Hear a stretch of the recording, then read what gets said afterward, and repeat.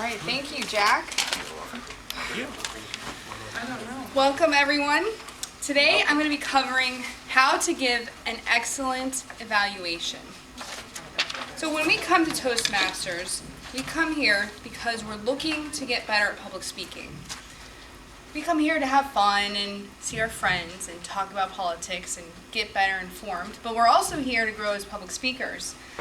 And if we hear a speech, we can't just go, oh, that was a nice speech, and then write a little comment, good job. I really liked it. No, we want to get really good feedback. So today I'm going to give you the three points how to give excellent feedback next time you give an evaluation. Raise your hand if you're giving an evaluation tonight to somebody. Good. So you guys need to pay very careful attention. So first of all, in Toastmasters we have these manuals. These manuals are so wonderful, and you all know how much I love them. Now in the manual it says an objective. So it tells the speaker what their objective is. This speech, which I'm evaluating for Bill tonight, is called Get to the Point.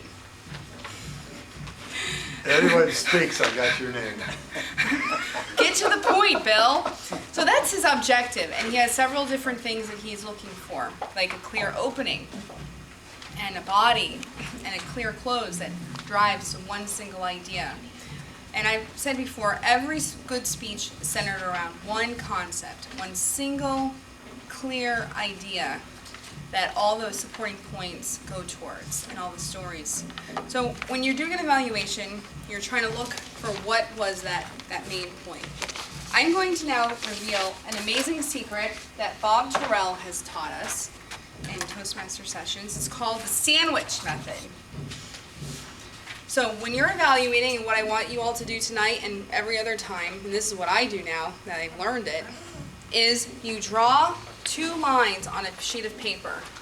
So you can do it on the back of your agenda, like this, so you don't have to get extra paper, and you just draw 2 thick lines.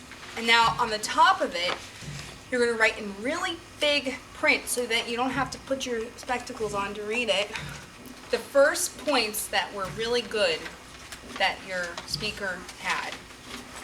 Like for instance, a very clear opening would be one specific point that I would want to share with Bill if he had that.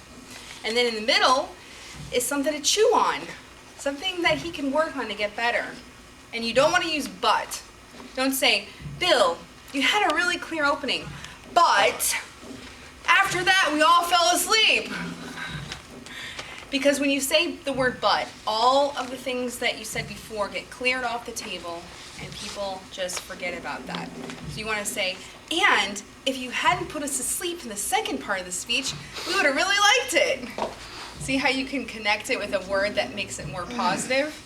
So you never want to say, oh, and the negative things in your speech. You want to say, this is how you can do even better. If you had added this, it would be even more gripping. So that's what you want to put in the middle of your sandwich, right here. Then at the end of your sandwich, you want to have something else that was really effective, something that they did really well.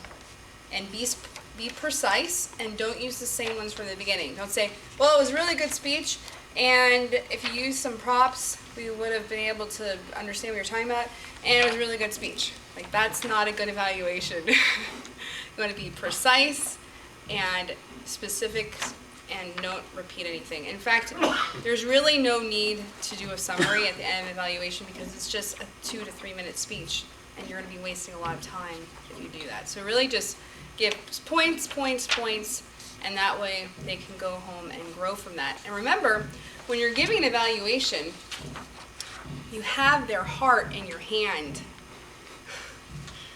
Okay? You can either crush them or you can build them up. So this is a very important part. And remember how it felt when you got your first evaluation. You hang off every word. So it's really important to be thoughtful of them and how they're feeling and where they are. If I was evaluating someone who was a distinguished Toastmaster versus an icebreaker, I'm gonna use a different approach, right? It's all about the expectations and also the guidelines on that speech.